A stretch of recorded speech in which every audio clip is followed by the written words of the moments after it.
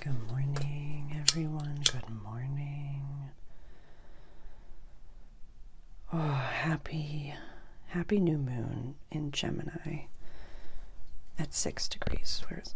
Right over here. Today we are going over, I'm enjoying doing the grid for the explanation video. So today, this is kind of the preview before we get into the all signs reading. So we'll have the explanation, kind of the main themes of the new moon today, and then tomorrow we'll have the all signs reading posted so we can go over a little bit of the times and the dates and everything like that, as well as the tarot that represents the staking of the astrological wheel. So welcome everyone. If you've not been here before, my name is Sarah. I am a channeler and an astrologer, and today we're going to be, my intention for this video is to explain a little bit about the energy of what's coming up on the 26th or the 27th of May, depending on where you are on the planet, and kind of how we can really understand this language. The theme, at first I was like, Jesus God, hold on, ground, like this is absurd how much air and fire we're in for this new moon, but also this is a choice point. That's what my guides on the Council of Nine really said. Well, all of our guides, it's not my council, but you know what I mean. So my guidance team had said, well, this seems like a choice point to either level up in our own realm, not better than anybody else, not like I'm going to put some relationship videos below. I have a few different relationship videos that you could watch, because I want to really highlight that this isn't about I'm better than this person and I'm moving on from them and I'm, leveling up from them. You're leveling up from the version of yourself that you were yesterday or in your last breath.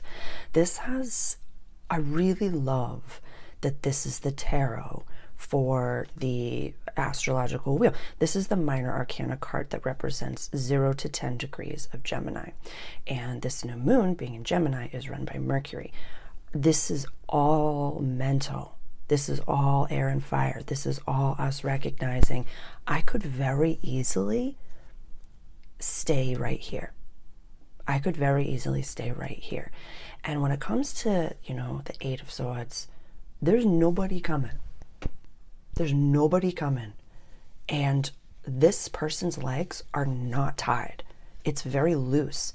So this is the mental box that we put ourselves in. The mental box that we say, I have to stay this way. Or, if I level up, will there be anyone there? Or, what's on the other side of my growth? What's on the other side? We've recognized as a collective our unconscious, subconscious patterning. It's Earl Grey with coconut milk and coconut sugar. It's so good. I've already had a double espresso this morning, and it's so, so, so good. We've recognized as a collective that it's not about a separate timeline or a separate whatever it may be. It's I'm choosing healthy thoughts. I'm choosing a healthy lifestyle. I'm choosing whatever it may be, or I'm choosing to stay the same. So I think that this new moon is really a choice point for us that says, am I going to lean in, or am I going to stay the same? And it's not like this, it really feels like this has more to do with ourselves than it does anybody else. We'll see what comes through in the all signs reading, but because nobody's coming, this being is here alone. Yes, the lovers or the lover is the major arcana that represents Gemini, but this is about making a choice. This is about choices. This is about choices. For a lot of people, Libra rising especially, this is about relationships, or this time is about relationships, more like Saturn going into Aries, Neptune going into Aries, you know what I mean?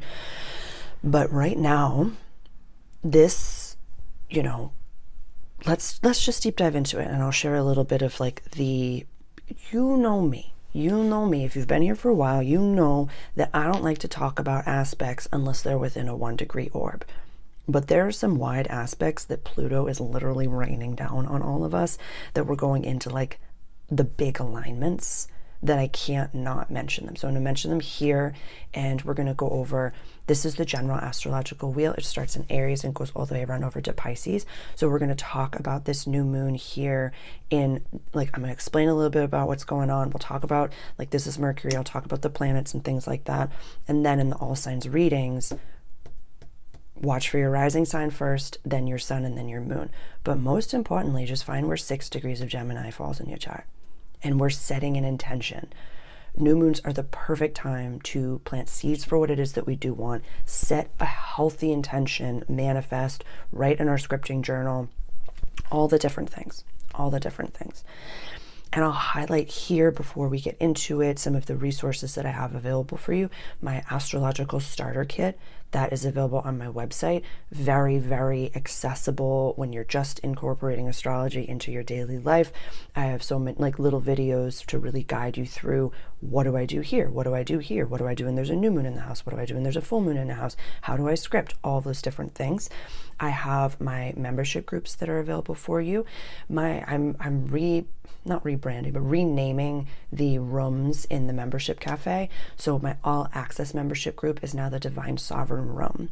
So it's a room, you are welcome there. We go over the all signs reading for the seasons. The astrological starter kit is available for you. My, what else is in there?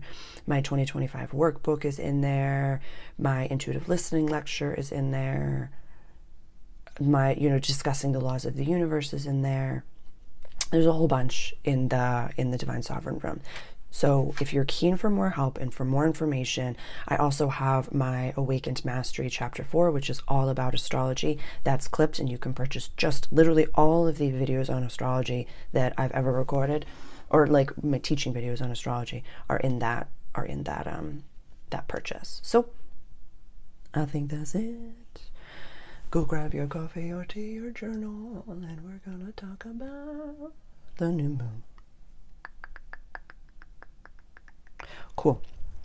Awesome. So I'll give you the times and dates for this new moon, and then we'll get into the astrology. So Eastern Standard Time, this is happening on the 26th of May at 23:02. Melbourne and the Gold Coast in Australia, the 27th of May at 13:02. Central Standard Time, this is happening on the 26th of May at 22:02. And Mountain Standard Time, this is happening on the 26th of May at 21:02. And as always, if you watch on a regular basis and you're keen for me to add your time zone in here, just let me know.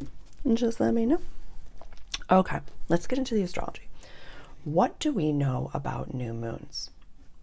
New moons are when this is the sun, and this is the moon. When they are conjunct at the same point in the sky at the same time. So it doesn't matter where you are on the planet or when you are, everybody gets a new moon.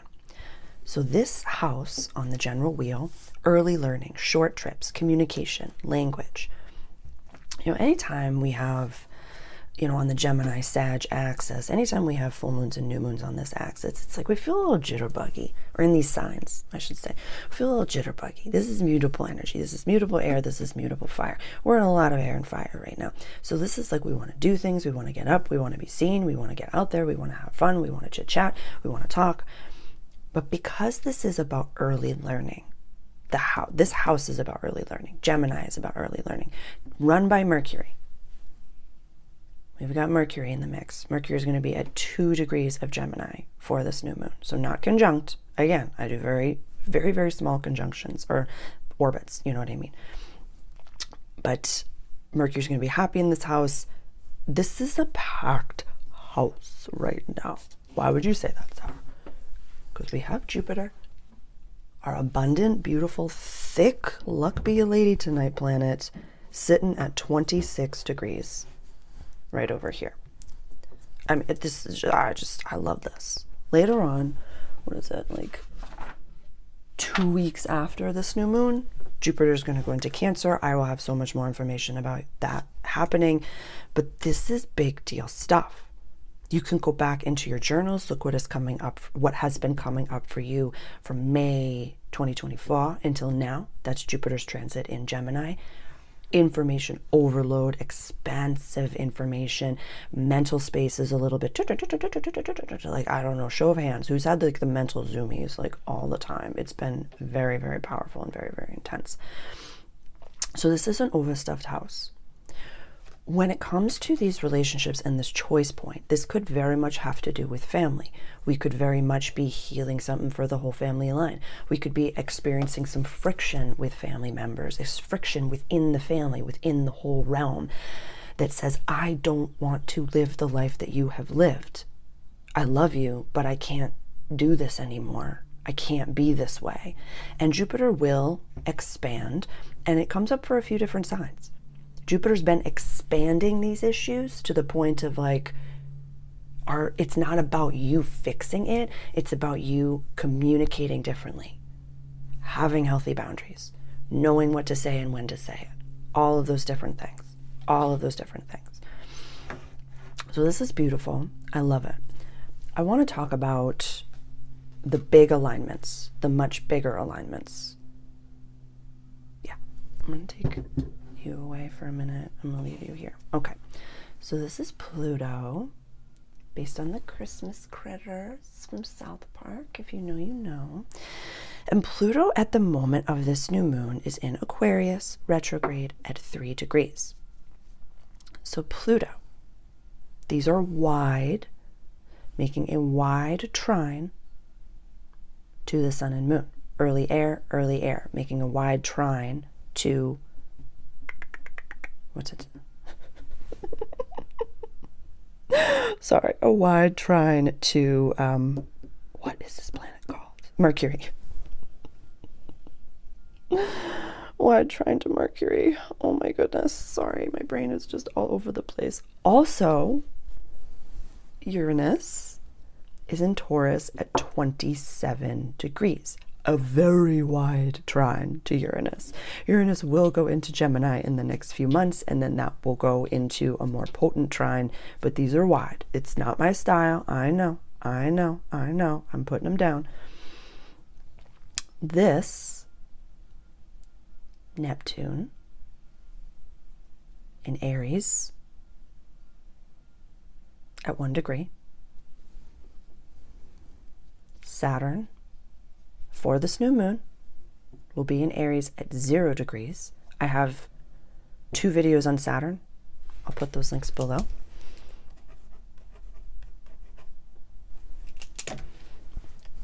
So the only aspect that I would even entertain is Neptune and Mercury. Neptune is sextiling Mercury. It's less than 1 degree orb. We're over here at 1 degree, we're over here at 2 degrees. So that's the only one that I would have normally entertained. But this is such a slow mover. This is such a slow mover. This is such a slow mover. This is such a slow mover. Save these guys. But like, we've talked about these, and I go into this a little bit more in depth in the Saturn explained video, the Saturn and Aries explained video. So we talk a lot more about this trine and this sextile here. Whatever planets you have at early degree Aries, wherever this falls in your chart, you will never be the same after this, ever, like ever, for good reason. I say that so that you, whatever's coming up for you right now, wherever this is falling in your chart, you get to make that choice. You get to make this choice. It's a very wide, it's a very wide sextile. This is at 6 degrees, and these are at 1 and 0 degrees. That's wide for me. That's a little bit too wide for me to really entertain like that. This is, but because this area is also in the general wheel, this is the beginning and end of all things. This is the 1st degree of the entire zodiac wheel. So if this doesn't mean in every language a fresh start, I don't know what does. So there's so much goodness here. There's so much deliciousness here. There's so much deliciousness here. We'll talk a little bit about, this is a wide trine. I think it was the 22nd of May was when Venus and Mars trined each other exactly, but it's still, it's 2 degrees off, but it's still wide. So Venus, our planet of love, yin, abundance, how we receive, in Aries, and Mars, our inner assertive planet. I have to pause here and just highlight the fact that I have been working night and day on this Mars program. It's called Mastering Mars. It's such a birthing that I've been having with this, and getting to know your natal Mars, transiting Mars, how to work with Mars, getting to know your inner assertion, working with this planet. It's a very powerful little red guy, and I am very, very excited. That's going to be launching the first week of June. I'm very excited about that. But if you want to be working with Mars, June 3rd, this program is launching. I couldn't be more excited about it. So I'm going to plant that seed here. And that's like, I've felt like I've been birthing, and in just like, why I've stumbled on this before. I'm having a deja vu. It's like input, exput. I think it's not exput, but it's like, you know what I'm saying. Output. Jesus God. I've been in output mode. So I've just been behind on human things and catching up on emails, but it's like I'm birthing this program, and I'm very, very excited about it. So Mars is in Leo at 18 degrees. They're trining each other here. Beautiful, free-flowing energy. I sometimes have a bad rap when it comes to trines, because I'm like, it's your yes friend. But I feel for this new moon, whatever's coming up, whatever is like this choice point that you're at, both your feminine and your masculine side of you is like, yeah, you gotta move on from this. So when you decide in your life, I'm going to stay in situations that are not for me, I'm going to stay in mindsets that are not for me, I'm going to, stay in the commiseration party, I'm going to do whatever it is that I'm doing. That is an active choice. And when it comes to new moon energy, new moons are like the eager waiter that's like, give them what they want. Give them anything that they want. So when it comes to those separate timelines that everybody talks about, it's like things can happen very quickly, or they could stay the same. But you choose every day with your thoughts, words, actions, and intentions. Every single day you choose. But I've mentioned this before, and I'm going to mention here again. This world right now is not a passive world. We are co-creating with the God of our understanding. And God is in the room at all times. God, universe, spirit, source, whatever you label it as, in the room at all times, listening to your thoughts, words, actions, and intentions, and watching you. If you're fumbling a little bit and stumbling, it's like the man in the arena speech. Amazing. That's what I want from you. But please do not sit on this energy. This is Chiron, our wounded healer, our wounded warrior. Over here in Aries energy, this is at 25 degrees. I'm just going to put everybody down so we can see the whole view. Black Moon Lilith is in Scorpio over here at 6 degrees. And I follow the mean nodes and the mean Lilith. So those degrees might be different if you follow the true. And this is the north node over here at 23 degrees Pisces, and the south node that's over here at 23 degrees of Virgo. I always put the north node down like this so you can see what it's going into and what we're releasing over here. And now I'm going to put Jupiter down here at the base of the chart. Can we see it? Yeah. We got everybody in here. It's a full house. It is a full house. I'm going to put you here and you there. Nice. So generally, this is the side of self, this is the side of cultural family roots, this is our public life, and these are relationships over here. Though Mars is, scooting and getting ready to go more into our house of daily life, that's going to be Virgo season. That's not for a few weeks. That's going to happen on the 17th of June. So we've got time for that. But look at this. This is, North Node is in water and Lilith is in water. Uranus is in earth. The South Node is in earth. Air. Fire.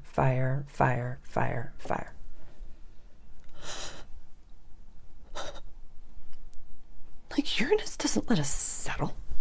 Uranus doesn't let us, like, calm down. Uranus is like, get up and do it. Get up and make it happen. Get up and make your world happen.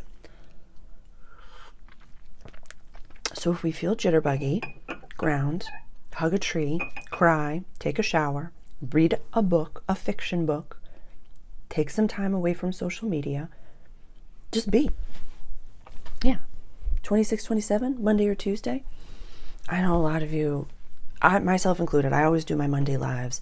But if you can take some time away and just be with yourself and be with your chosen family, or be daydreaming about your chosen family, like be in environments that make you feel so beautiful, manifest. You know, on my playlist, the practical manifestation technique, that is in the public playlist, on my playlist, The Toolbox. It's a public playlist and it's for free, called the Practical Manifestation Technique. That's a really fun way to, you know, build the life of your dreams from the outside in, but also sinking into the feelings of the inside out. Like, oh boy, where did I put that lighter? Ah, there it is. And really recognizing that, yeah, nothing, we can do things from the outside in. We can hustle until we die. We can do all that. But when you co-create with the universe and you align what jazzes you up with what the world needs right now, it can happen in the blink of an eye. And the most important thing for you to do is be in contemplation, calm your nervous system, and focus on what is within your control. Not what you don't have, but what you do have. Awesome. We're going to jump now into the all signs reading. So I will see you in the next video. Bye.